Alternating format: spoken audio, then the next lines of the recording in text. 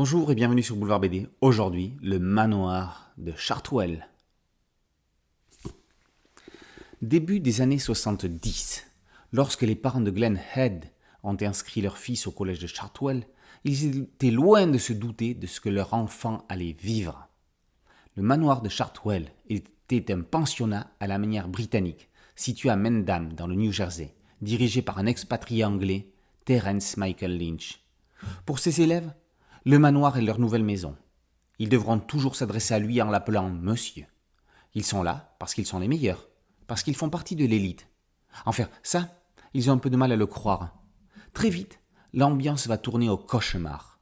Ça va commencer par les petits bisous du soir à monsieur, avant d'arriver aux attouchements pour les uns et aux sévices corporels pour d'autres, certains subissant les deux. Cet album n'est malheureusement pas une fiction.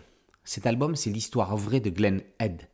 L'auteur raconte ses années au pensionnat et les lourdes conséquences qu'elles auront sur la fin de son adolescence et sa vie d'adulte. Ed subit le traumatisme de l'inceste à une époque où la parole d'un enfant ne valait rien à côté de celle d'un adulte. Les élèves de Chartwell n'avaient pas d'autre option que de se taire. Ce n'est que des années plus tard que monsieur se retrouvera devant la justice. Mais ce que ce monstre ne pourra jamais payer, ce sont les cicatrices, non pas physiques mais morales des élèves qui seront passés par son institution. Glenn Head en restera meurtri à vie. L'auteur reste le plus objectif possible. Le livre n'est pas manichéen avec les bons d'un côté et les méchants de l'autre. Jeune adulte, il a fréquenté les milieux interlopes de New York dans les années 80. Toxicomane, il était client des pipe shows et se rendait aux alcooliques anonymes. Glenn Head a mis 50 ans à réussir à raconter son parcours dans un comics underground cru et émouvant, salué entre autres par l'immense Robert Crumb, dont il est l'un des fils graphiques et spirituels.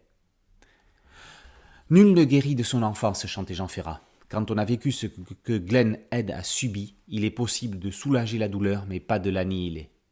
Après Amityville, le manoir de Chartwell est une maison bien plus diabolique.